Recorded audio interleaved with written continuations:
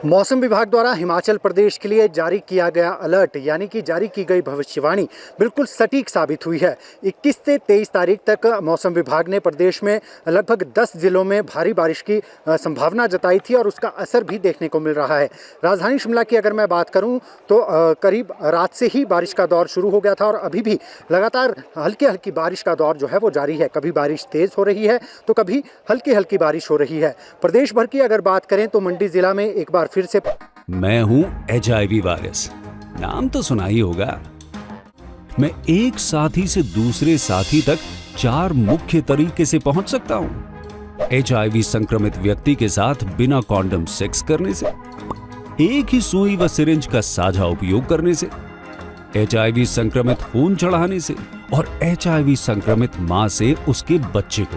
मेरे बारे में जानने के लिए 1097 पर कॉल करके सवाल किया गया।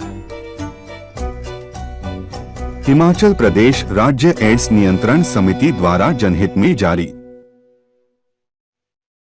प्रकृति ने रौद्र रूप दिखाया है और वहां पर जो थुनाग का क्षेत्र है वहां पर आज भी भारी नुकसान की सूचनाएं मिल रही है। वहीं चंबा जिला की अगर मैं बात करूं तो चंबा जिला में अभी 5 माह पहले ही एक दंपत्ति की शादी हुई थी और जो पति है वो अपनी पत्नी को लेने के लिए ससुराल गया हुआ था और वहां पर जो एक पत्थर है, भारी भरकम पत्थर, वो उस मकान पर गिर गया जहां दंपत्ति रह रहा था और मौके पर ही उनकी मौत हो गई। यानी कि 5 माह पहले ही जो है वो शादी हुई थी इस नव दंपत्ति की और अपने ससुराल में जो है ये नव दंपत्ति, पत्नी अपने मायके गई हुई थी, पति उसको लेने के लिए वहां पर पहुंचा था। लेकिन जो प्रकृति जिस तरीके से मानसून की बारिशें हो रही है, पत्थर की चपेट में घर आ गया, घर पर गिर गया पत्थर और वहां पर मौके पर ही इस दंपत्ति ने दम तोड़ दिया।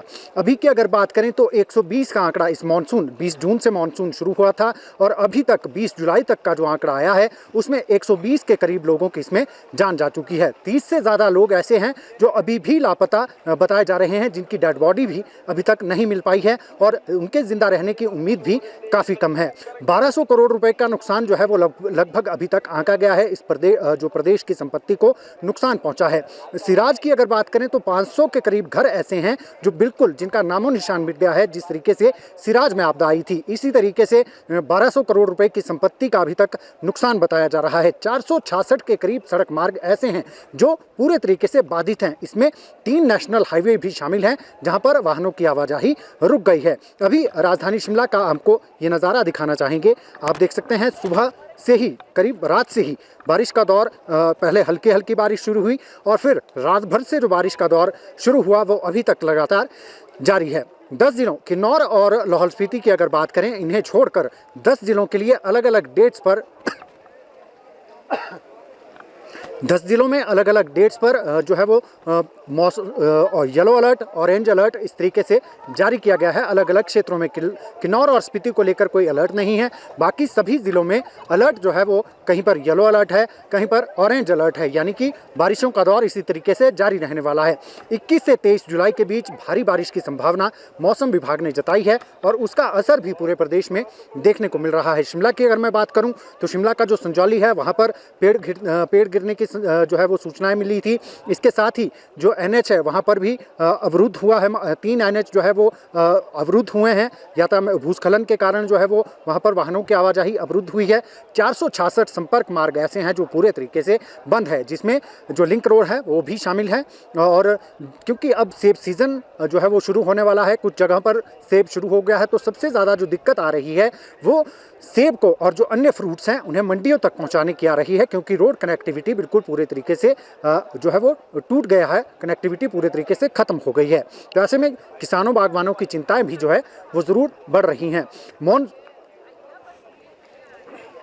मॉनसून टूरिज्म की जिस तरीके से बात कही गई थी वो पूरे तरीके से पटरी से उतर गया है। हालांकि मुख्यमंत्री ने अपील की थी सभी पर्यटकों से कि वो हिमाचल प्रदेश का रुख करें, क्योंकि 1-2 ज़िले ही ऐसे हैं जहां पर आपदा आई है। बाकी पूरा हिमाचल जो है वो अभी सेफ है। वहां पर किसी तरीके की या भूस्खलन की इतनी ज़्यादा घटनाएं नहीं हैं या क्लाउड बर्स्ट की घटनाएं इतनी ज़्यादा सूचनाएं नहीं हैं। हालांकि मंडी में जो 30 जून की रात थी, उस दिन मंडी में ही अकेले 12 जगह बादल फटे थे और उसके बाद कुल्लू का क्षेत्र है, अन्य क्षेत्र हैं, वहाँ पर भी बादल फटने की सूचनाएं आई थी। इसकी स्टडी करने की भी बात कही गई है, केंद्र से भी बात कही गई है कि इसकी स्टडी की जाए कि आखिरकार पहाड़ों में इतने बादल क्यों फट रहे हैं। लेकिन मानसून टूरिज्म की जहाँ तक मैं बात करूँ तो पर्यटक इक्का दुक्का ही देखे जा सकते हैं, फिर चाहे वो शिमला की बात करें, डलहौजी की बात करें, चंबा की बात करें या अन्य कुल्लू मनाली की बात करें, पर्यटक हिमाचल प्रदेश का रुख नहीं कर रहे हैं। जिसका कारण सोशल मीडिया पर जिस तरीके से वीडियोस चल रहे हैं नुकसान के, वो भी इसका एक बड़ा कारण बताया जा रहा है कि उसको देखने की वजह से जो डरावने वीडियोस चल रहे हैं, भयावह वीडियोस चल रहे हैं, उसकी वजह से पर्यटक जो है वो हिमाचल प्रदेश का रुख नहीं कर रहे हैं। आने वाले दिनों में भी मौसम विभाग ने, क्योंकि 21 से 23 जुलाई के बीच जो है ये 3 दिन पूरे प्रदेश में बारिश का पूर्वानुमान है। 10 जिलों की बात करें तो 10 जिलों में कहीं येलो अलर्ट है और कहीं पर ऑरेंज अलर्ट जो है वो मौसम विभाग की तरफ से जारी किया गया है। किन्नौर और स्पीति को छोड़कर बाकी पूरे प्रदेश में बारिश हो रही है। सुबह से ही लगातार बारिश की सूचनाएं मिल रही हैं।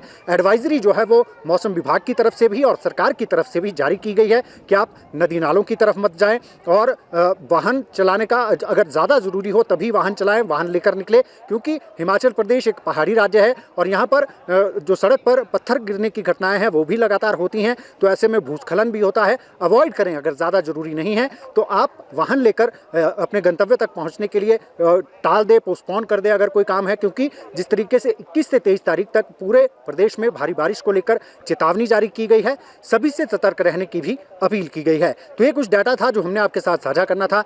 शिमला से कैमरामैन DC भारद्वाज के साथ गजेंद्र शर्मा।